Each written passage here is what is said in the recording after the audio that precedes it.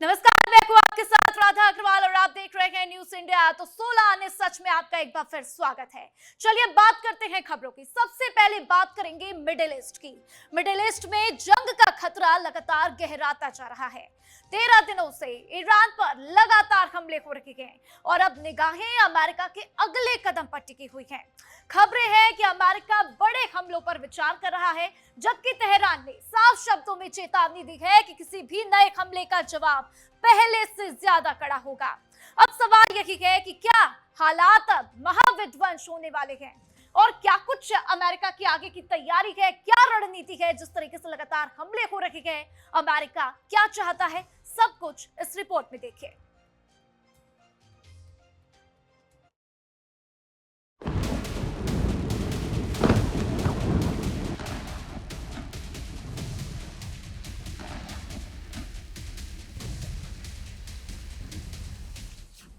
तेरह दिन से लगातार ईरान पर हमले।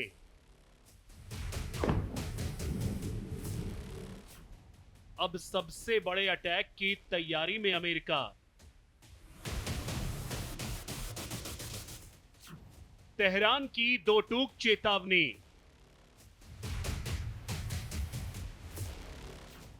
अगर हमला हुआ तो कीमत बहुत भारी होगी।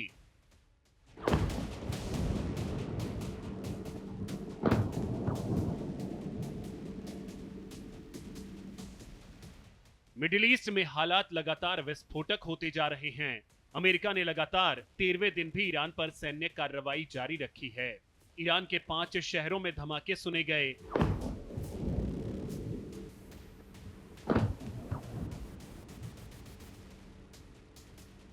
ईरानी मीडिया के मुताबिक अमेरिका ने खोंदाब, खुर्रमाबाद, कोनार्क और राजधानी तेहरान में अलग अलग जगहों को निशाना बनाया। खोंदाब शहर के बाहरी इलाके में 2 प्रोजेक्टाइल गिरे। वहीं खुर्रमाबाद और कोनारक में भी तेज धमाकों की आवाजें सुनी गई। IRIB के मुताबिक हॉर्मुज के किनारे स्थित जास्क पोर्ट में भी कई धमाके हुए।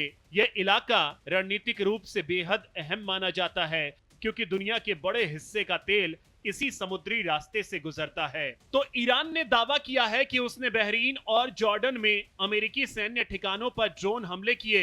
ईरानी समाचार एजेंसी मेहर के मुताबिक बहरीन के शेख ईसा एयरबेस पर फ्यूल स्टोरेज टैंक, गोदाम और सैनिकों के कैंप को निशाना बनाया गया। जॉर्डन के मुवाफ़ाक सल्ती एयरबेस पर विमान हैंगर, सैनिकों के ठिकानों पर भी ड्रोन से हमला किया गया। ईरान ने दावा किया कि उसने कुवैत में मौजूद अमेरिका के 3 सैन्य ठिकानों पर ड्रोन हमला किया है। सेना के मुताबिक उसने अराश ड्रोन से कैंप अरिफजान, कैंप दोहा और कैंप अदेरी को निशाना बनाया। ईरानी सेना ने कहा कि कैंप अदेरी में मौजूद इक्विपमेंट डिपो पर हमला किया गया। वहीं कैंप दोहा और कैंप अरिफजान में उन इलाकों को निशाना बनाया गया जहां अमेरिकी सैनिक तैनात थे। इस बीच अमेरिका की ओर से संकेत मिले हैं कि ईरान पर अब तक का सबसे बड़ा हमला किया जा सकता है। अमेरिकी राष्ट्रपति डोनाल्ड ट्रंप ने कहा है कि अमेरिका ईरान पर सबसे बड़ा हमला करने की तैयारी में है। तैयारी पूरी है, अब सिर्फ फैसला लेना बाकी है। ईरान ने अभी तक पर्याप्त दर्द नहीं झेला है। Doing very well against the Islamic Republic of Iran. We're doing extremely well. They would like to do something, but I say they're not ready yet. They need more of the same. They're not ready yet. They got some evil intentions. We cannot let them have a nuclear weapon. If we did all this that I'm talking about your data centers, isn't that important? When they start blowing away communities one by one, we cannot let them ever even think about having a nuclear weapon, and that's exactly what's happening. They'll never have a nuclear weapon under the. उधर Iran ने साफ शब्दों में चेतावनी दी है कि अगर ऐसा हुआ तो अमेरिका को इसकी भारी कीमत चुकानी पड़ेगी। ट्रंप के बयान के बाद ईरान ने भी तुरंत जवाब दिया। विदेश मंत्री अब्बास अरागची ने कहा कि अगर अमेरिका ने हमले जारी रखे तो उसे इसकी भारी कीमत चुकानी पड़ेगी। युद्ध खत्म करने का रास्ता बातचीत है, नए हमले नहीं। अमेरिका के साथ समझौता अच्छा था, लेकिन इसे होने नहीं दिया गया। जमीनी स्तर पर लोगों को झूठी बातों के जरिए गुमराह किया गया। ईरान के chief justice Ghulam Hussain मोहसनी AJE ने भी इराक के प्रधानमंत्री अली अल जैदी से बातचीत के दौरान कहा कि अमेरिका और ट्रंप को अपनी दादागिरी छोड़नी होगी और ये उम्मीद नहीं करनी चाहिए कि ईरान झुक जाएगा। अमेरिका और डोनाल्ड ट्रंप के सामने सिर्फ एक ही रास्ता है कि वे अपनी बेकार की मांगों को बंद करें। ईरान कभी भी उनके आगे सरेंडर नहीं करेगा। फिलहाल दुनिया की नजरें वॉशिंगटन और तेहरान पर टिकी हैं। अगर कूटनीति नाकाम रही और सैन्य कार्रवाई और तेज हुई तो इसका असर सिर्फ मिडिल ईस्ट तक सीमित नहीं रहेगा, बल्कि पूरी दुनिया को इसकी कीमत चुकानी होगी। Bureau report, news India. तो देखा आपने रिपोर्ट में क्या क्या दावे अमेरिका कर रहा है। ईरान ने भी साफ कह दिया है कि अगर हमले हुए तो कतई बर्दाश्त नहीं होगा और इसका अंजाम बुरा होगा। लेकिन इन 13 दिनों में जब से सीज फायर टूटा है तब से लगातार अमेरिका ने कहां पर वॉर किया है, कहां पर हमले किए गए। 13 दिन में कहां अमेरिका ने हमले किए, चलिए हम आपको वॉल पे समझाते हैं, ग्राफिक्स के माध्यम से समझाते हैं। तो देखिए, खोदाम इस जगह पर हमला किया गया, खुर्रमाबाद वहां पर हुआ है, साथ ही आपको बता दें अहवाज पर, अंदिमेश्क पर और इसी के साथ ओमिदेह पर भी हमला हुआ है। इसी के साथ जो सबसे महत्वपूर्ण है वो है बंदर अब्बास। यहां पर लगातार अमेरिका हमले कर रहा है। अमेरिका बार बार हमले इसलिए कर रहा है क्योंकि अमेरिका को पता है ये पॉइंट सबसे मजबूत है, सबसे महत्वपूर्ण है। ये आप देख रहे हैं स्ट्रेट ऑफ हॉर्मुज, यहीं पर बार बार अमेरिका की कोशिश है कि कैसे भी करके नाकेबंदी की जाए और इसीलिए यहां पर ईरान को कमजोर करने की कोशिश की जा रही है। 13 दिनों में इन जिन भी लोकेशंस पर हमले हुए हैं, आपको बता दें कि 55 लोगों की मौत हो गई है। आप देखिए, वहां पर कोनास्क पर हमला हुआ, इसी के साथ जास्क पोर्ट पर हमला हुआ है, बंदर अब्बास पर हमला हुआ है, केशम पर हमला हुआ है, नईन पर हमला हुआ और इसी के साथ यज़्द पर भी हमला हुआ है। और इसी के साथ ये आप तमाम लोकेशंस देख रहे हैं जहां पर हमले किए गए हैं। तो देखिए, खोंदाब, साथ ही खुर्रमाबाद और अंदिमेश्क, अहवाज और ओमिदेह पर हमले हुए हैं। तो अमेरिका ये चाहता है कि ईरान को जैसे तैसे करके कमजोर कर दिया जाए और इसी कोशिश में लगातार अमेरिका लगा हुआ है। आप देखिए, हमले तो हो रखे हैं, अमेरिका की तरफ से दावे भी किए जा रहे हैं। अमेरिका कह रहा है बातचीत करने के लिए ईरान तैयार है, लेकिन देखिए ईरान ने साफ कहा है कि हम बातचीत नहीं करने के लिए तैयार है। अगर हम तैयार भी हैं तो ऐसे दावे जो अमेरिका कर रहा है वो गलत है। तो देखिए, किन किन लोकेशंस पर हमले हुए हमने आपको बताया, लेकिन इसी बीच एक बड़ी खबर सामने आ रही है। आपको बता दें कि ईरान की धमकी के बाद से ब्रिटेन अलर्ट मोड पर है। किसी भी हमले का जवाब देने के लिए सेना तैयार है, ये बात ब्रिटेन की तरफ से कही गई। तो जर्मनी ने ईरान में अपने नागरिकों से जल्द ही देश छोड़ने के लिए कह दिया है। तो देखिए किस तरीके से ये बड़ी खबर सामने आती हुई, किसी भी हमले का जवाब देने के लिए हमारी सेना तैयार है। जर्मनी ने ईरान में अपने नागरिकों से जल्द देश छोड़ने को लिए कह दिया है। तो देखिए, ये बड़ी जानकारी सामने आ रही है क्योंकि जिस तरीके से लगातार हमले हो रहे हैं, नागरिक सुरक्षित नहीं हैं और उनकी सुरक्षा जो है इस वक्त सबसे पहली प्राथमिकता है और इसीलिए ये आदेश जारी किया गया। तो देखिए, ब्रिटेन ने ये साफ कर दिया है कोई भी हमला होगा तो उसका जवाब देने के लिए हमारी सेना तैयार है, क्योंकि ब्रिटेन को भी पता है कि अब जिस तरीके से हालात बिगड़ते जा रहे हैं उसका खामियाजा कहीं ना कहीं वहां पर लोगों को उठाना पड़ सकता है और इसीलिए इस तरीके से ये तमाम अलर्ट जारी किए गए हैं। तो देखिए, ईरान ने जो धमकी दी है उसके बाद से ईरान ने ये अलर्ट जारी कर दिया है। और चलिए अब खबरों में आगे बढ़ते हैं, बात कर लेते हैं उत्तर प्रदेश की। यूपी के सहारनपुर से बड़ी खबर सामने आई।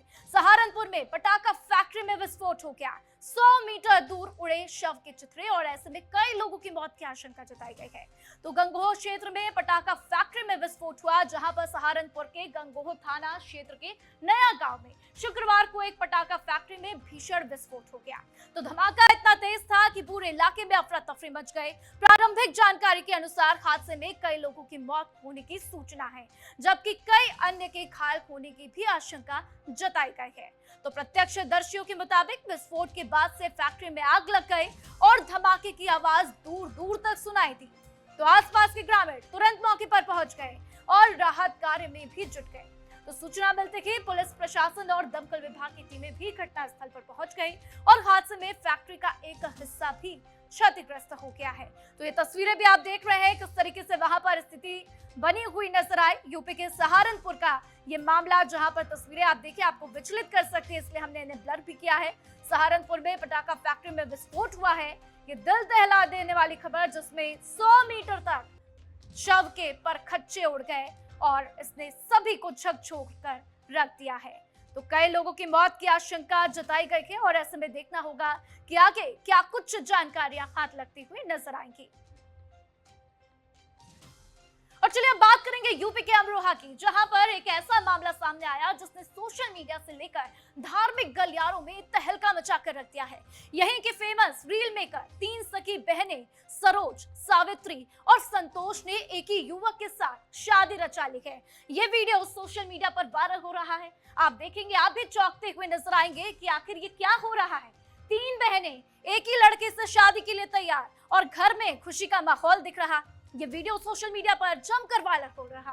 कई लोग अपनी अपनी टिप्पणियां दे रखे हैं, अलग अलग तरीके की लोगों की प्रतिक्रियाएं। कुछ का कहना है कि भाई ठीक है, उसकी मर्जी है, तो कुछ कह रखे हैं कि आखिर ऐसा क्यों। तो देखिए, जहां कई लोग इस कंटेंट और व्यूज पाने वाला एक घटिया स्टंट इसे बता रखे हैं, तो वहीं आपको बता दें कि अब तीनों बहनें और उनके पति ने एक वीडियो जारी कर अपने इस शादी को 100% रियल बताते हुए अपनी मजबूरी और आपसी प्रेम की पूरी कहानी बयां की है। तो बताइए भाई, आपसी प्रेम कैसा? आप भी कमेंट कीजिए, आप भी इस वीडियो पर कमेंट करके बताइए कि आखिर ये कौन सा आपसी प्रेम है कि तीनों बहनें एक ही युवक से शादी करने के लिए तैयार हो जाती हैं। अब वीडियो में तीनों बहनों ने भावुक होते हुए कहा, हमारे घर वाले हमारी अलग अलग जगह शादी तय कर रहे थे, लेकिन हम बचपन से 24 घंटे एक साथ ही रहे हैं और हम अलग होकर दूर नहीं रह सकती थी। जब हमें तीनों के लिए कोई ऐसा घर नहीं मिला जहां 3 भाई हो, तो हमारे पास सिर्फ 2 ही रास्ते थे। पहला, या तो हम तीनों एक साथ मर जाएं, या फिर एक ही इंसान से शादी कर ले, या कोई फालतू कंटेंट या मजाक नहीं है और हमने अपनी मर्जी और परिवार की रजामंदी से ये शादी की है। अब सोचिए, तीनों बहनों को एक साथ रहना है तो तीनों ने एक ही पति से शादी कर ली है। ये वीडियो आप देख रहे हैं, आप देखेंगे लड़का बैठा हुआ है, तीनों बहनें बैठी हुई हैं, घर के लोग भी हैं आसपास और खुशी मना रहे हैं, उनको कोई तकलीफ नहीं है।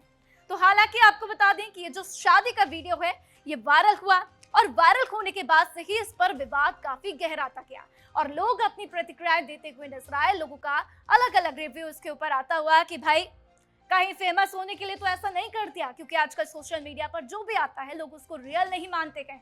लोगों के मन में कई ऐसी शंकाएं शुरू हो जाती हैं कि क्या ये सच है या फिर ये झूठ है। लेकिन अब जो वीडियो बहनों की तरफ से जारी किया गया उसमें उन्होंने कह दिया है कि ये झूठ नहीं है और ये शादी सच है। तुम सब लोगों के बहुत ज्यादा सवाल हैं, बहुत ज्यादा, कि तुम्हारी शादी रियल है, फेक है, क्या है।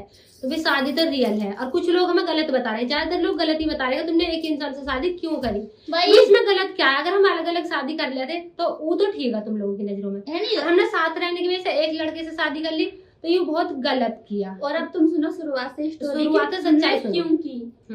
घर वाले कर रहे थे मेरी अकेली की शादी, मतलब पापा को इसके लिए एक लड़का पसंद आएगा जिसकी गवर्नमेंट जॉब थी और हाँ वो बिल्कुल करना चाह रहे हैं। भाई हम तीनों ने बहुत मना करी कि हमें शादी करनी ना, हमें तीनों को ऐसी रहने दो, लेकिन वो कह रहे लड़की को शादी करनी जरूरी होती है, शादी तो करनी पड़ेगी।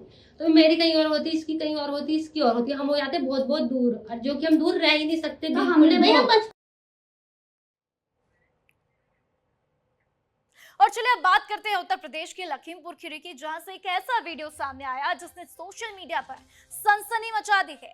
कलेक्ट्रेट परिसर में एक युवक एक हाथ में कुल्हाड़ी लेकर पहुंच जाता है और दूसरे हाथ में प्रार्थना पत्र लेकर डीएम कार्यालय के सामने पहुंच गया। तस्वीर देख लीजिए आपके पीछे, ये आप देख रहे हैं मेरे पीछे जो है हाथ में कुल्हाड़ी है, एक हाथ में उसके प्रार्थना पत्र है। अब उसने क्या कहा है चलिए वो भी बताती हूँ। उसने खुद को पृथ्वीराज चौहान का वंशज बताया, भ्रष्टाचार के खिलाफ लड़ाई का ऐलान किया और फिल्मी अंदाज में अधिकारियों को चेतावनी दे डाली।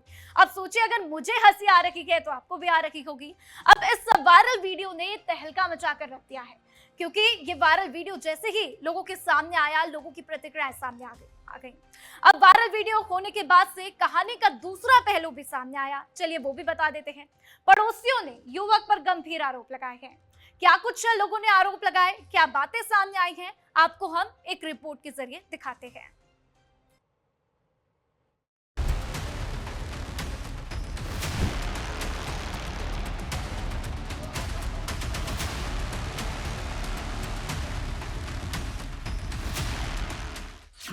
कुल्हाड़ी लेकर कलेक्ट्रेट पहुंचा युवक।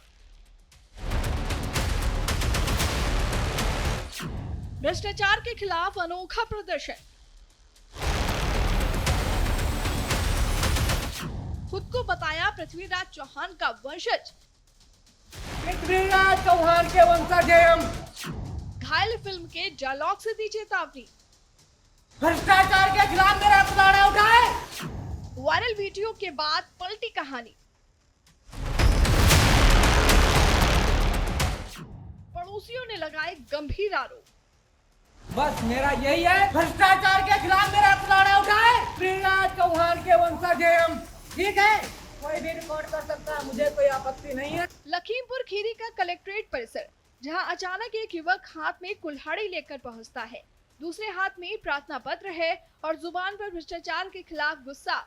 देखते ही देखते वहां मौजूद लोगों की भीड़ जुट जाती है और किसी ने इस पूरे घटनाक्रम का वीडियो बना लिया। कुछ ही देर में ये वीडियो सोशल मीडिया पर वायरल हो गया।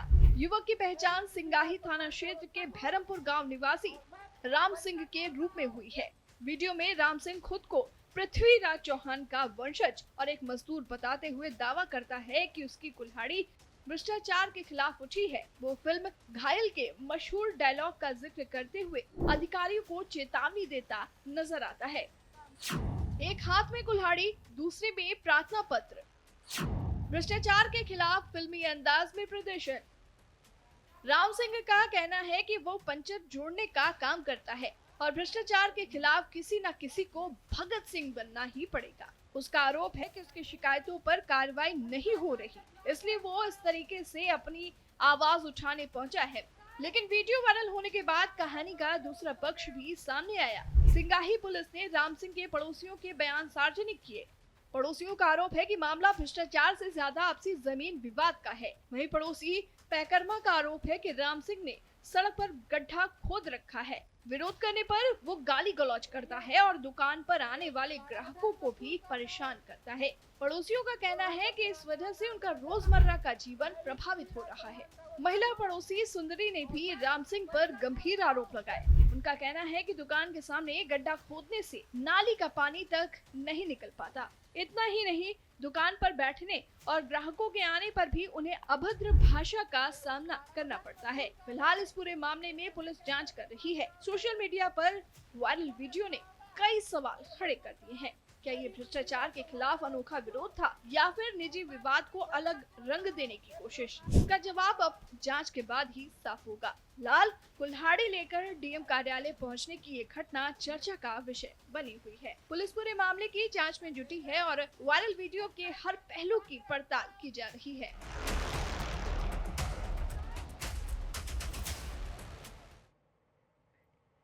तो देखिए, अब ऐसे में सवाल ये भी है कि क्या ये युवक मानसिक रूप से पीड़ित है या फिर स्वस्थ है।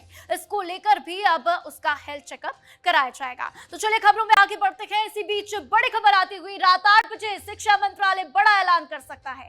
एनटीए में सुधारों को लेकर ऐलान हो सकता है, इस बात की जानकारी सामने आ रही है। तो देखिए, एक तरफ किस तरीके से शिक्षा मंत्री के इस्तीफे की मांग की जा रही है, लेकिन वहीं दूसरी तरफ ये खबर आती हुई कि रात 8 बजे शिक्षा मंत्रालय बड़ा ऐलान कर सकता है। तो इस बड़े ऐलान में कहा जा रहा कि एनटीए में सुधारों को लेकर ऐलान किया जा सकता है, लेकिन क्या इससे छात्र मानते हुए नजर आएंगे? क्योंकि छात्रों का साफ कहना है कि हमें शिक्षा मंत्री का इस्तीफा चाहिए। उन्होंने साफ कह दिया कि जिस तरीके से गलतियां हुई वो बार बार हुई हैं और इसको लेकर कतई बर्दाश्त नहीं किया जाएगा। लेकिन रात 8 बजे का सभी को ऐसे में इंतजार है कि क्या कुछ बड़ा ऐलान होता हुआ नजर आएगा। तो देखिए, शिक्षा मंत्री धर्मेंद्र प्रधान के इस्तीफे पर छिड़े घमासान का समाधान क्या है, ये एक सवाल है। शिक्षा मंत्री के इस्तीफे की मांग को लेकर संसद से सड़क तक घमासान छिड़ा हुआ है। दिल्ली से लेकर पटना, कोलकाता से लेकर मुंबई तक आंदोलन हो रहे हैं। लगातार हर जगह प्रोटेस्ट हो रहे हैं। तस्वीरें इस बात की गवाही दे रही हैं कि छात्रों का गुस्सा कितना अपने चरम पर है। आंदोलनकारी शिक्षा मंत्री के इस्तीफे की मांग कर रहे हैं। विपक्ष धर्मेंद्र प्रधान के इस्तीफे की मांग कर रहा है। विपक्ष ने दो टूक कह दिया है कि जब तक शिक्षा मंत्री इस्तीफा नहीं देंगे तब तक संसद में चर्चा नहीं होगी। इसी बीच पेपर लीक के मुद्दे पर आंदोलन कर रहे कॉकरोच जनता पार्टी की डेलीगेशन ने केंद्रीय मंत्री जेपी नड्डा और जितेंद्र सिंह से मुलाकात की। ये तस्वीरें आप देख रहे हैं, शाम से ही लगातार चर्चा का विषय है। इसी दौरान सीजेपी ने सरकार के सामने 3 मांग रख दी। उन्होंने पहली मांग रखी कि पीड़ित छात्रों के परिजनों को 1 करोड़ रुपए मुआवजा मिले। दूसरी मांग उनकी कि प्रदर्शनकारियों के खिलाफ जितनी भी एफआईआर दर्ज की गई है उन सभी को रद्द कर दिया जाए। और तीसरी मांग, जो कि उनकी पहली मांग है, कि शिक्षा मंत्री धर्मेंद्र प्रधान इस्तीफा दे दें। तो देखिए, सीजेपी की इस मांग पर सरकार ने कल तक का वक्त मांगा। जो 2 फैसले सरकार की तरफ से दे दिए गए, उन्होंने कहा ठीक है, एफआईआर हम हटा देते हैं, रद्द कर देते हैं, साथ ही 1 करोड़ रुपए मुआवजा भी दे देंगे, ये भी कह दिया। लेकिन धर्मेंद्र प्रधान इस्तीफा देंगे या नहीं, इसके लिए वक्त मांगा है।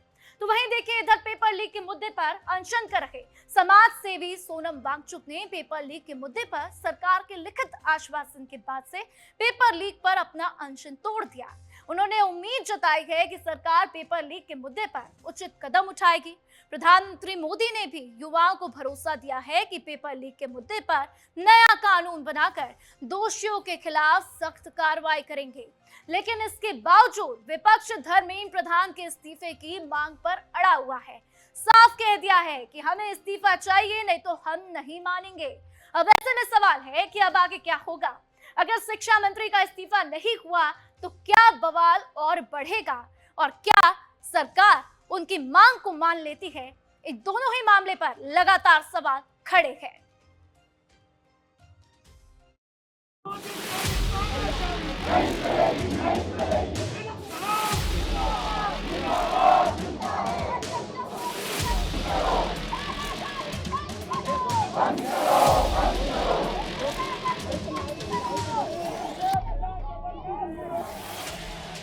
सड़क से सदन तक पेपर लीक पर उठे शोर।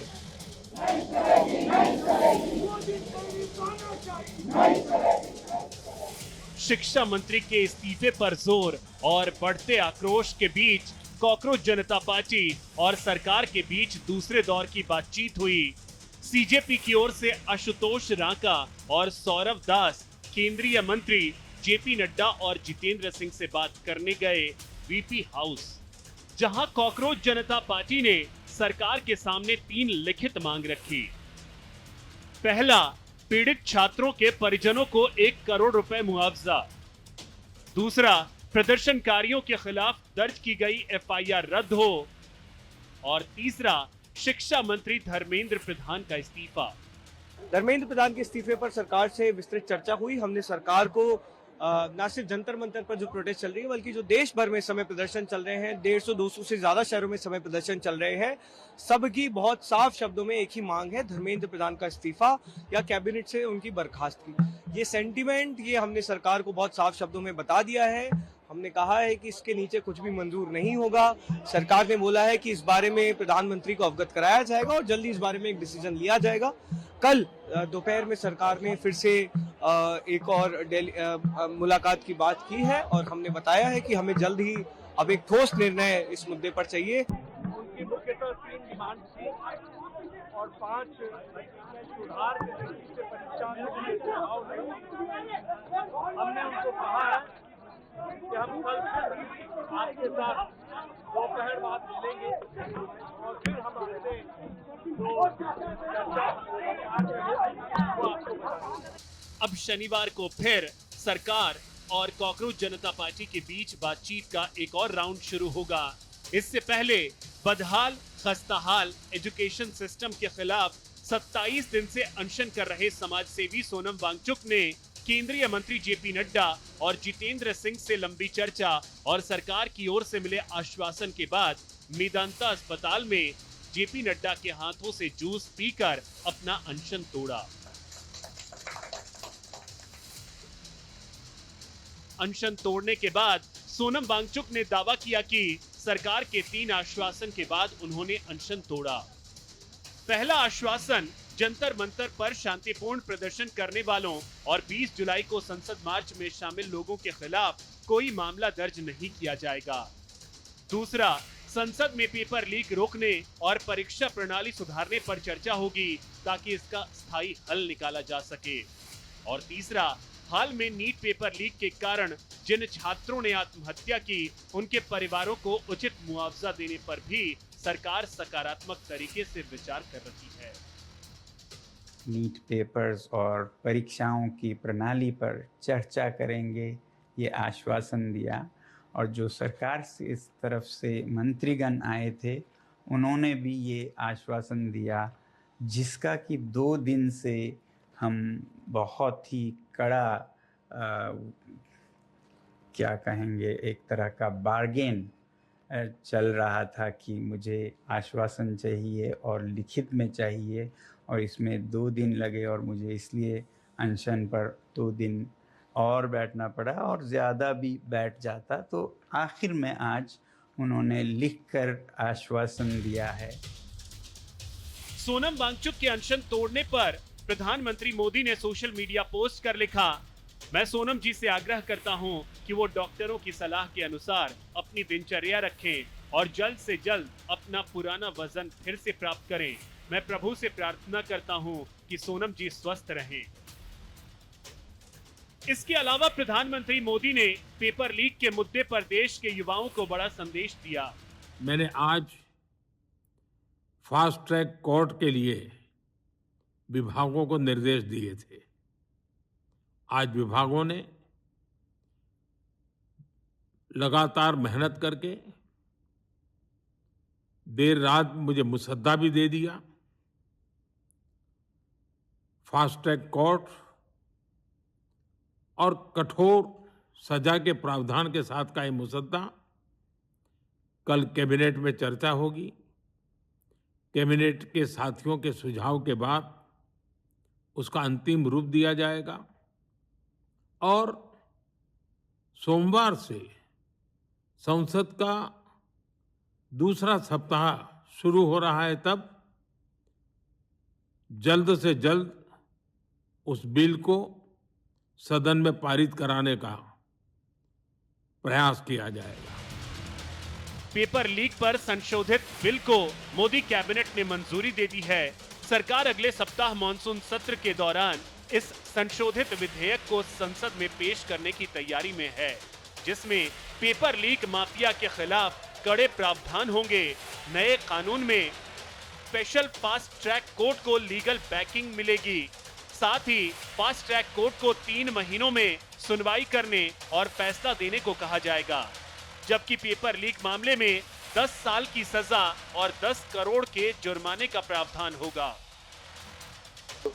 प्रधानमंत्री जी ने कहा है कि छात्रों को लेकर के जो हम बिल ला रहे हैं तो उसमें कोई विलंब नहीं होना चाहिए, और देश भी ये चाहते हैं जो प्रधानमंत्री जी ने कहा है, इसलिए इस पे कोई रुकावट पैदा करने के लिए कोई हथकंडे अपनाना ठीक नहीं होगा। सरकार ने विपक्ष से अपील की है कि पेपर लीक पर जो नया बिल आ रहा है उस पर सकारात्मक चर्चा कर पारित कराएं, लेकिन लोकसभा में विपक्ष के नेता राहुल गांधी ने दो टूक कहा कि जब तक शिक्षा मंत्री धर्मेंद्र प्रधान का इस्तीफा नहीं होगा तब तक सदन में चर्चा नहीं होगी। रिजिजू जी ने स्टेटमेंट किया, हाँ जी, हाँ बिल्कुल, कि वो चाहते हैं कि हम अपने एमपी से साइड से लगाओ कि डिस्कशन हो, कर लो आगे, अपना भी कर। अब नॉर्मल प्रोटोकॉल होता है कि अगर कोई किसी का नाम लेता है तो फिर उसको रिस्पांस दिया जाता है। तो हमसे कहा कि हमें चर्चा करनी है। जब मैं उसका जवाब देना चाह रहा था, फिर मुझसे माइक ले लिया, मुझे अपॉर्चुनिटी नहीं दी। मगर मैं क्लियरली कहना चाहता हूं, शिक्षा मंत्री धर्मेंद्र प्रधान के इस्तीफे की मांग पर विपक्ष अड़ा है। ऐसे में सवाल है कि सरकार अब क्या करेगी, सदन चलाने के लिए सरकार की प्लानिंग क्या होगी, और सवाल ये भी कि धर्मेंद्र प्रधान के इस्तीफे की मांग पर छिड़े संग्राम का अंजाम क्या होगा। अगर इस्तीफा नहीं हुआ तो क्या बवाल और बढ़ेगा। Bureau report, news India. तो देखिए, पूरा सवाल इसी बात पर कि धर्मेंद्र प्रधान का इस्तीफा होगा या नहीं होगा, क्योंकि राहुल गांधी ने भी शिक्षा मंत्री धर्मेंद्र प्रधान के खिलाफ मोर्चा खोल रखा है। राहुल गांधी ने प्रदर्शन के दौरान घायल छात्र के साथ प्रेस कॉन्फ्रेंस की और शिक्षा मंत्री पर तीखा हमला बोल दिया। राहुल गांधी ने कहा कि शांतिपूर्ण प्रदर्शन कर रहे छात्रों पर बल प्रयोग किया गया, छात्रों पर पैलेट गन का इस्तेमाल किया गया। सुनिए राहुल गांधी ने सरकार को कैसे घेरा है। लगी है, मगर मैं ये समझाना चाहता हूं पैलेट गन कब लगी है। पैलेट गन तब लगी है जब मेरे भाई हिंदुस्तान का तिरंगा लिए ऐसे पीसफुल प्रोटेस्ट कर रहे थे। सरकार ने कहा है कि कोई पैलेट गन यूज नहीं हुई, कहा है ना। ये देखिए, ये है पैलेट गन, थोड़ा घूम जाओ। इसको कहते हैं पैलेट गन, इसको कहते हैं पैलेट गन।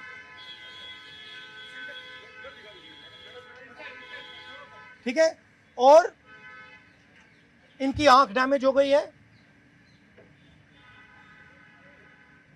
इनकी आंख से इनको दिखाई नहीं दे रहा है।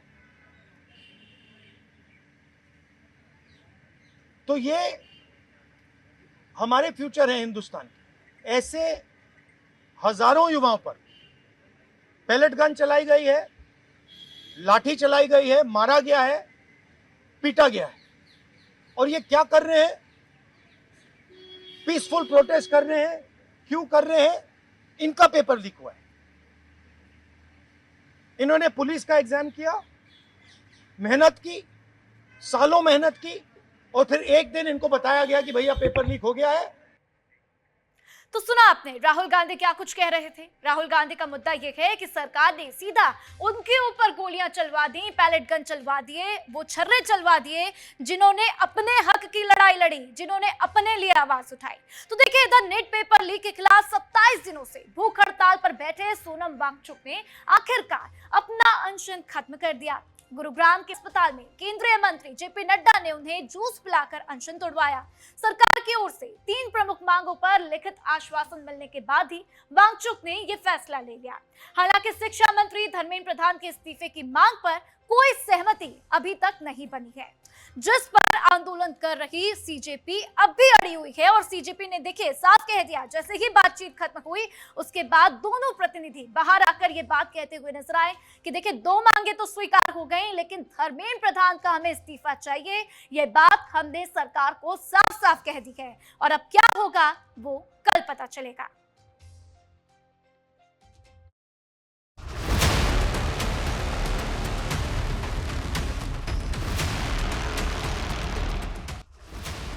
सत्ताईस दिनों की भूख हड़ताल, बिगड़ती सेहत और आखिरकार सरकार के लिखित आश्वासन के बाद सोनम वांगचुक का अनशन खत्म करने के बाद वांगचुक ने एक वीडियो भी जारी किया। कहेंगे जरूर कि धर्मेंद्र प्रधान जी के इस्तीफे पे क्या हुआ। पहली बात तो इस बात पे वो अभी मुझे कोई आश्वासन नहीं दे पा रहे थे कि ऐसा कब होगा, मगर मैं ये भी नहीं मानता कि हमने ये हासिल नहीं किया है। दोस्तों, मेरा दिमाग अलग तरह से चलता है। अगर वो ऐसा नहीं करते, इस्तीफा नहीं देते, तो इससे हानि हमें या बच्चों को नहीं होगा, सरकार को खुद होगा। इस छोटे से मुद्दे को न टालकर वो खुद अपनी हानि कर रहे हैं। हालांकि शिक्षा मंत्री धर्मेंद्र प्रधान के इस्तीफे की मांग पर सरकार की ओर से कोई आश्वासन नहीं मिला। इस मामले को लेकर उन्होंने कहा कि अलग अलग राजनीतिक दलों के 65 सांसदों ने उनसे मुलाकात कर भरोसा दिया कि वे संसद में नीट पेपर लीक और परीक्षा व्यवस्था का मुद्दा उठाएंगे। सरकार के लिखित आश्वासन के बाद उन्होंने अनशन समाप्त करने का फैसला लिया। अनशन खत्म करने की 5 बड़ी वजह: प्रदर्शनकारी छात्रों पर केस दर्ज न करने का आश्वासन, पेपर लीक पर संसद में चर्चा का भरोसा, मृत छात्रों के परिजनों को मुआवजे का आश्वासन।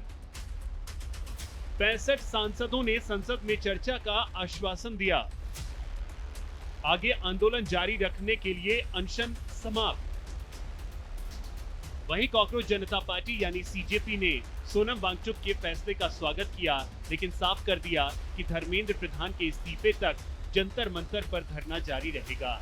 पार्टी के प्रवक्ता आशुतोष राका ने कहा कि सरकार ने उनकी 2 अहम मांगे मान ली हैं, लेकिन शिक्षा मंत्री का इस्तीफा आंदोलन की पहली मांग है और उससे पीछे हटने का सवाल ही नहीं उठता।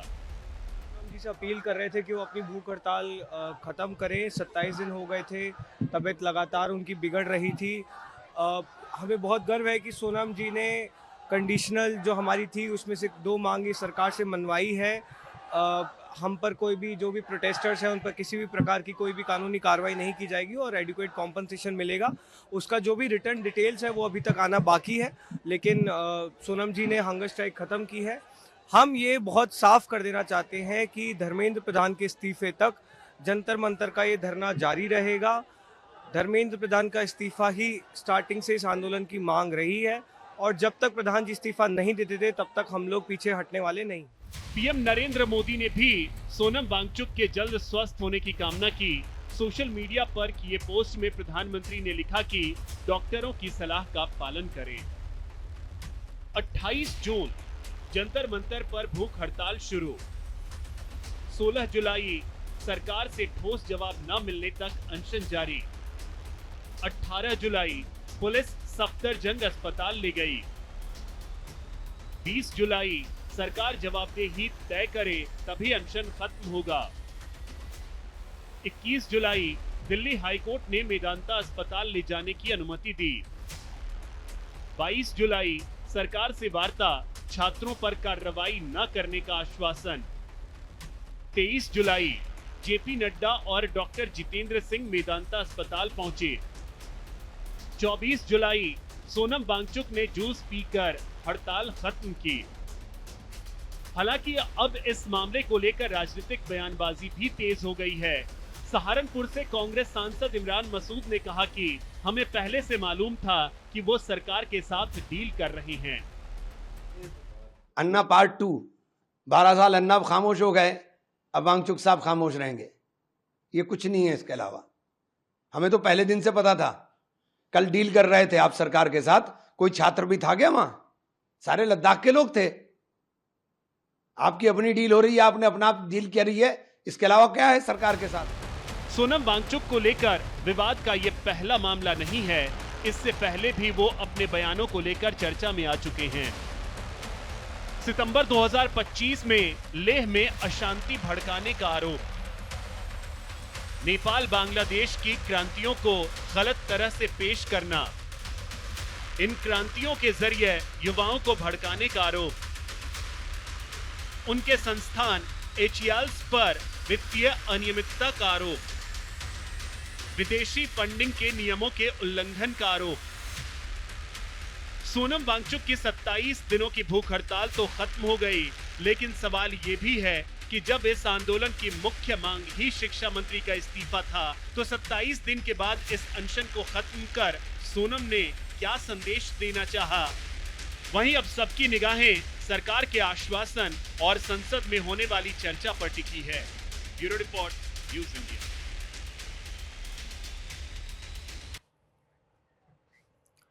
तो देखिए, इधर दिल्ली के जंतर मंतर पर प्रदर्शनकारियों का कहना है कि जब तक शिक्षा मंत्री इस्तीफा नहीं देते तब तक उनका आंदोलन खत्म नहीं होगा। न्यूज़ इंडिया की ग्राउंड रिपोर्ट देखिए कि क्या कुछ आगे वहां पर कार्रवाई चल रही है और क्या कुछ तैयारियां हैं।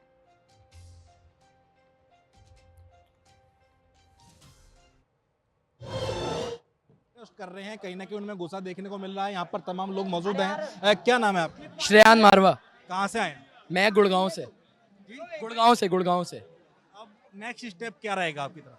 सर, हमारी तरफ से कोई स्टेप नहीं है। स्टेप अब गवर्नमेंट को उठाना है। हमें धर्मेंद्र प्रधान का इस्तीफा चाहिए और जब तक इस्तीफा नहीं मिलेगा हम जंतर मंतर पे जुटे रहेंगे। यहाँ पे प्रोटेस्ट जारी रहेगा। हम अभी जीत दीपके के साथ खड़े हैं। जब तक इस्तीफा नहीं मिलेगा तब तक हम यहाँ से नहीं हटेंगे। देखिए, सोनम वांगचुक जी ने हमें जो गांधी का हमें पाठ पढ़ाया हुआ, अहिंसा का पाठ पढ़ाया हुआ, भूल गए थे। इन युवा शक्ति को अहिंसा का पाठ पढ़ाया है और आज युवा इतनी तादाद में इतनी शांति प्रिय आंदोलन कर रहा है और अपने अधिकारों के लिए जमा हुआ है, परंतु सड़कों पर जो हमारा पेपर नीट का लीक हुआ है वो पेपर लीक नहीं हुआ, वो हमारे बच्चों का भविष्य लीक हुआ है। और मैं धर्मेंद्र प्रधान से यही कहूँगा कि इस्तीफा दो, क्यों नहीं दे रहे हो? तो हमारे बच्चों का भविष्य, आज राजनाथ सिंह के बच्चे होते तो वो ये देखते नहीं देखते, झेलते नहीं झेलते जो हमारे आज के युवा बच्चे झेल रहे हैं। आज अगर हम आए हैं यहाँ जंतर मंतर पे तो इस उद्देश्य से आए हैं कि आज हमारे बच्चे नहीं है, कल यहीं से गुजरना है हमारे बच्चों को। यह जो काफी लंबे समय से धरना प्रदर्शन चल रहा है, इस धरना प्रदर्शन का और छात्रों का समर्थन देने के लिए आज हम सभी लोग भारी मात्रा में जो है जंतर मंतर पर उपस्थित हैं। जी, आपकी तरफ से नेक्स्ट स्टेप क्या होगा? जी, नेक्स्ट स्टेप क्या होगा? नेक्स्ट स्टेप जो है अब ये सरकार को लेना है, क्योंकि जब तक धर्मेंद्र प्रधान जी इस्तीफा नहीं देंगे तब तक हम लोग लगातार इसी जंतर मंतर पर जमा रहेंगे जो है। आई एम नीट एस्पिरेंट, मैंने भी नीट दिया था और फर्स्ट टाइम का नीट काफ़ी अच्छा गया था। लाइक कि मैं क्लैरिफाई कर लेती, मुझे सीट भी मिल जाती, मेरा इतना अच्छा गया था, एटलीस्ट मुझे स्टेट कोटा मिल जाता। बट पेपर लीक कर दिया, एनटीए का कोई रिस्पांस नहीं आया। उन्होंने पहले वार्निंग बहुत अच्छी दी थी कि तुम्हारा स्कूल एग्जाम नहीं है, ये तुम्हारा घर का पेपर नहीं है, हम ये करेंगे। फिर भी पेपर लीक हो गया, फिर उन्होंने दोबारा एग्जाम दिया, हम एयरफोर्स से करवाए। अरे तुम किसी से करवा लो, तुमने पेपर चेंज कर दिया, मैं रह गई इसमें। कह रही मेरी क्या गलती थी, मुझे पहली वाली शीट चाहिए मेरी, और फिर तुम ऊपर से कह रहे हम रिफंड करेंगे। तुम किसी का कोई रिफंड नहीं कर रहे हो। सबसे बड़ी भैया आश्चर्य की बात है, देश के 70% युवा आज की धार्मिक शिक्षा के हिस्सा है और उनके पेपर लीक किए जा रहे हैं और बच्चे जिस प्रकार से 20 दिन से धरने बैठे, उनकी जायज मांग के उनको घसीटा जा रहा है। और जो केंद्र सरकार नारा रखा है बेटी बचाओ बेटी पढ़ाओ, वो एक नारे के रूप में रह गया है और आज वो बेटियों को यहाँ से घसीट के बर्बरता से मारपीट की जा रही है, उनके साथ काफ़ी निंदनीय है। हमारी शिक्षा मंत्री और प्रधानमंत्री से एक ही मांग है कि धर्मेंद्र प्रधान जी इस्तीफा दे और जो भी जायज मांग है इनकी छात्रों की जायज मांगों को पूरा किया जाए, जल्दी से जल्दी पूरा किया जाए। यहाँ पर जो छात्र है उनका कहीं ना कहीं गुस्सा है, उनका साफ तौर पर कहना है जब तक हमारी मांगे पूरी नहीं होती तब तक हम जो है प्रोटेस्ट लगातार जारी रखेंगे। कैमरा पर्सन नागुर से कंचन भारद्वाज, न्यूज़ इंडिया, दिल्ली।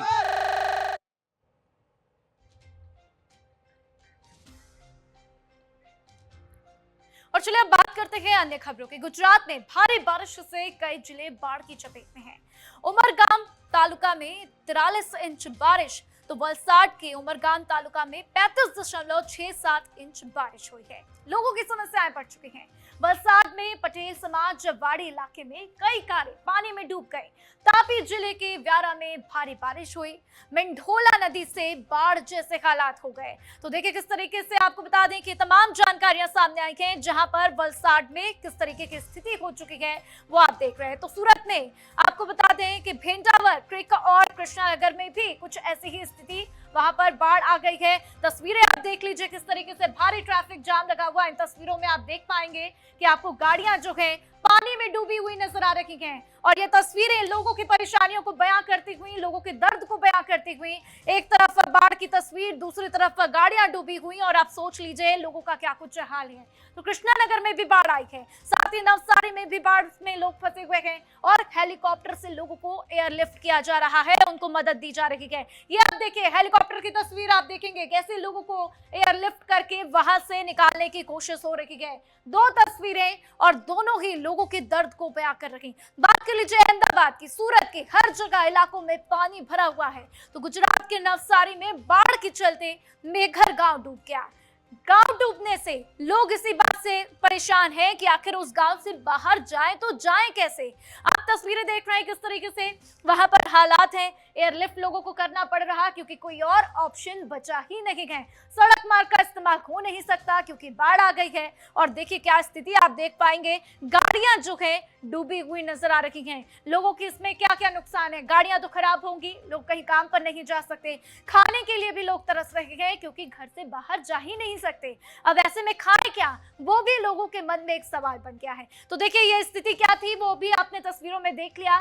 तो अब लोग यही उम्मीद कर रहे हैं कि जल्द से जल्द हालात स्थिर हो जाए। इतना ही नहीं, आपको बता दें कि इंडियन कोस्ट गार्ड ने हेलीकॉप्टर के जरिए बाढ़ में फंसे लोगों को एयरलिफ्ट किया, उनकी मदद की। लेकिन सवाल ये कि आखिर कब तक वहां पर स्थिति संभलती हुई नजर आएगी, क्योंकि अगर स्थिति नहीं संभलेगी तो लोगों की मुश्किलें बढ़ती हुई चली जाएगी।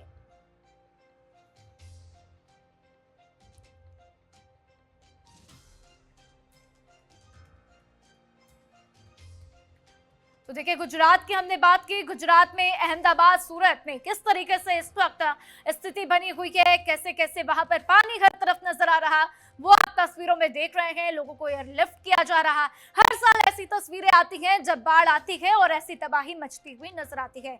तो मानसून का कहर इस वक्त हम देख पा रहे हैं किस तरीके से गुजरात में, महाराष्ट्र में क्या क्या स्थिति। अगर महाराष्ट्र की बात करिए तो वहां पर भी इस वक्त भारी बारिश से लोग परेशान हैं। गुजरात में बाढ़ आ चुकी है, गाड़ियां डूब चुकी हैं। लोग इस बात के लिए मजबूर हैं कि आखिर क्या खाएं, खाने पीने का इंतजाम कैसे करें और कैसे अपने काम पर जाएं। तो काम का तो देखिए आजकल एक नया तरीका आ गया है, वर्क फ्रॉम होम। काफी सालों से चल रहा ये एक ऑप्शन लोगों के लिए है कि वर्क फ्रॉम होम से लोग अपना काम कर सकते हैं। लेकिन बात खाने की करें तो खाना उन तक कैसे पहुंचेगा। ऐसे में जो उनको राहत दी जा सकती है वो हेलीकॉप्टर की सेवा से दी जा सकती है। या तो ऊपर से उनके छतों पर खाने के पैकेट्स गिराए जाएं, उससे लोग अपना जीवन यापन कर लें, और या कुछ अन्य उपाय जो है वहां पर प्रशासन करती हुई नजर आए। लेकिन अब देखिए, वहां पर लोगों को निकालने की कोशिशें भी की जा रही हैं। हेलीकॉप्टर की मदद से लोगों को रस्सी के सहारे एयरलिफ्ट किया जा रहा है, उनकी मदद की जा रही है, क्योंकि कई लोग ऐसी जगह पर फंस चुके हैं जहां पर उनका जीना दुश्वार हो गया है। और वहीं पर हम देख रहे हैं कैसे लोगों को एयरलिफ्ट करके मदद पहुंचाई जा रही है, हर संभव मदद उन तक पहुंचाई जा रही है। तो वलसाड के उमरगाम तालुका में 35.67 इंच तक बारिश हुई, और इसके बाद से आपको बता दें कि कई ऐसे जिले हैं जो कि बाढ़ की चपेट में आ चुके हैं। अहमदाबाद की बात कर लीजिए, सूरत की बात कर लीजिए, कई इलाकों में पानी भर चुका है, और इसीलिए अब लोग परेशान स्थिति में, लोगों के पास कोई ऑप्शन नहीं है कि वो क्या करें। और आप देखिए किस तरीके से गाड़ियां पानी में डूबी हुई हैं। इससे लोगों को कई सारी दिक्कतें, उनके गाड़ी भी खराब हो सकती है, और गाड़ी खराब होगी तो आगे उनको आने वाले वक्त में भी दिक्कतें होंगी।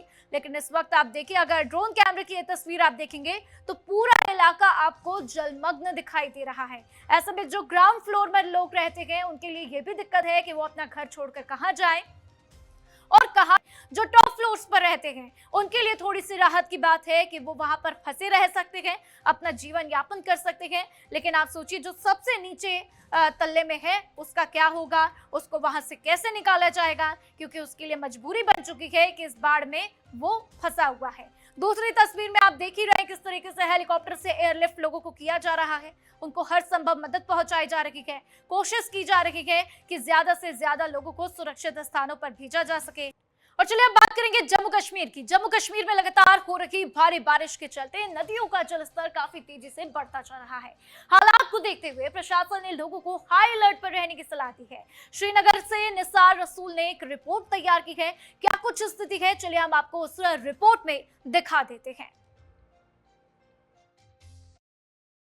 इस महीने की 19 तारीख से लगातार जम्मू कश्मीर में जो मौसम ने अपना जो तेवर बदला है, मिजाज बदला है। लगातार यहाँ पे पहाड़ी क्षेत्रों के साथ साथ जो मैदानी क्षेत्र है यहाँ पे भी जो बारिशें लगातार जारी है। तो कहीं जो पहाड़ी क्षेत्र है वहाँ पे जिस तरह से भूस्खलन भी हुआ है, वहाँ पे मार्सलाइडिंग भी हुई है, वहाँ पे शदीद बारिशें हुई है, जिसकी वजह से जो यहाँ के नदी नाले हैं यहाँ पे पानी की सतह बढ़ जाने की वजह से कई इलाके पानी की जद में आ गए हैं।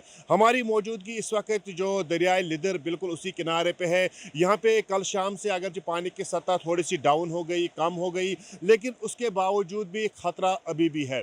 क्योंकि अगर ये इस बाढ़, यहाँ पे मैं दिखाना चाहूँगा कि अगर इस बाढ़ के ऊपर से पानी उतर चढ़ गया तो यकीनी तौर पर यहाँ कहीं बस्तियाँ, कहीं इलाके पानी की जद में आ सकते हैं और उनको नुकसान भी हो सकता है। अगरचे यहाँ के मुकामी लोगों ने यही कहा है कि हमने 100 बार प्रशासन की नोटिस में लाया था कि यहाँ पे एक मजबूत बांध बनाया जाए ताकि यहाँ के जो कहीं बस्तियाँ हैं जिसमें तकरीबन 7 से लेकर 8 गाँव आते हैं और उनका यहाँ पे तहफ़्फ़ुज़ यकीनी बन सके। लेकिन उसके बावजूद भी सरकार ने, जितने भी सरकारें जम्मू कश्मीर में आई है, उन्होंने अभी तक इस पे बांध लगाने का कोई प्रोसेस शुरू नहीं किया है। यहाँ पे अगर देखा जाए तो कश्मीर घाटी में कई इलाके ऐसे भी मौजूद है जो इस वक्त पूरी तरह से ज़ेर आब हुए हैं, जिसमें श्रीनगर है, साउथ कश्मीर का अनंतनाग है। अनंतनाग की अंदरूनी बस्तियों में भी पानी दाखिल हुआ है और तेज़ बहाव होने की वजह से जो काफ़ी ख़तरा अभी भी लाहक है। अगरचे गुज़श्ता शब जो बारिशें नहीं हुई है, पानी की जो सतह है वो थोड़ी सी डाउन हो गई थी, लेकिन आज सुबह एक बार फिर यहाँ पे मूसलाधार बारिशें शुरू होने लगी है, जिसकी वजह से यहाँ पे प्रशासन ने अलर्ट का ऐलान एक बार फिर कर दिया है। अगरचे महकमा मौसमियात ने यहाँ पे बताया है कि 26 तारीख तक मौसम अबरालूद रहेगा, यहाँ पे शदीद बारिशें हो सकती है, यहाँ पे भूस्खलन भी हो सकता है, और साथ ही साथ यहाँ पे जितने भी टूरिस्ट रुके हुए हैं इस वक्त कश्मीर घाटी में, उनके लिए भी एडवाइजरी जारी कर दी गई है कि वो पहलगाम में ज़्यादातर ना रहे, वो श्रीनगर का रुख करें, वहाँ पे एयरपोर्ट के नज़दीक रहे, रेलवे स्टेशन के नज़दीक रहे, ताकि अगर ऐसी कोई हंगामी सूरत हाल यहाँ पे पैदा हो सकती है तो उस हंगामी सूरत हाल के दरमियान उनको वहाँ से निकाला जा सके। और साथ ही साथ यहाँ पे अगर जम्मू श्रीनगर राजमार्ग की बात की जाए तो वो भी मुसलसल कई दिनों से बंद पड़ा हुआ है। तकरीबन 12 जगहों पे वहाँ पे लैंड स्लाइडिंग, मड स्लाइडिंग हुई है, जिसकी वजह से जो गाड़ियों की आमद रफ्त वो भी मुअत्तल कर दी गई है। और ये यहाँ पे मैं बताना चाहूँगा कि यहाँ पे एहतियाती तौर पर जो यहाँ पे समर वेकेशन हुई थी उसको फ़िलहाल 26 तारीख तक मज़ीद बढ़ा दिया गया है, और साथ ही साथ यहाँ पे जो कॉलेजेस, यूनिवर्सिटीज़, उनको भी बंद करने के अहकाम सादिर हुए हैं। न्यूज़ इंडिया के लिए मैं अनंतनाग से निसार अहमद। और चलिए अब अगले खबर का रुख करते हैं, जिसने आज सियासी भूचाल मचा दिया। आरजेडी के पूर्व प्रवक्ता मृत्युंजय तिवारी, जो कि हर मंच से बेबाकी से अपनी बात रखते हैं, वो बीजेपी में शामिल हो गए हैं। न्यूज इंडिया के संवाददाता संजीव राय ने उनसे खास बातचीत की। इस दौरान उन्होंने आरजेडी पर जमकर कई निशाना साधते हुए कहा कि आरजेडी का भविष्य है ही नहीं। आने वाले दिनों में देखिए, भारतीय जनता पार्टी ही एक ऐसी पार्टी है जो सबका साथ, सबका विकास की बात करता है। आज देश का डंका पूरे विश्व में बज रहा है।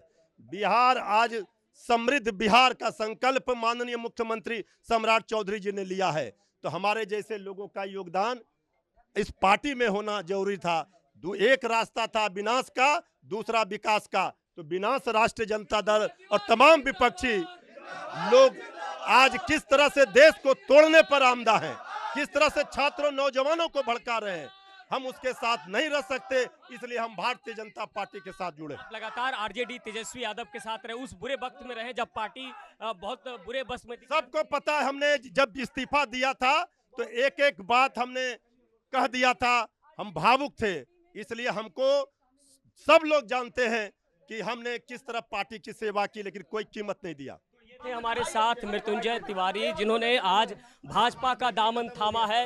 लंबे समय तक राष्ट्रीय जनता दल के साथ जुड़े रहे प्रवक्ता के तौर पर, और जब वो पार्टी छोड़ी थी तब उन्होंने अपने दिल की बात कही थी, और जिस तरह से जब ये पार्टी छोड़ी थी तो वो रो पड़े थे कि हमने पार्टी को जो दिया वो उसका खामियाजा किस तरह से मिला। लेकिन आज भारतीय जनता पार्टी का दामन थामा है और अपने दिल की कई बात उन्होंने कह डाली है। निश्चित तौर पर सियासत है। सब कृषि के साथ संजीव राय, न्यूज़ इंडिया, पटना।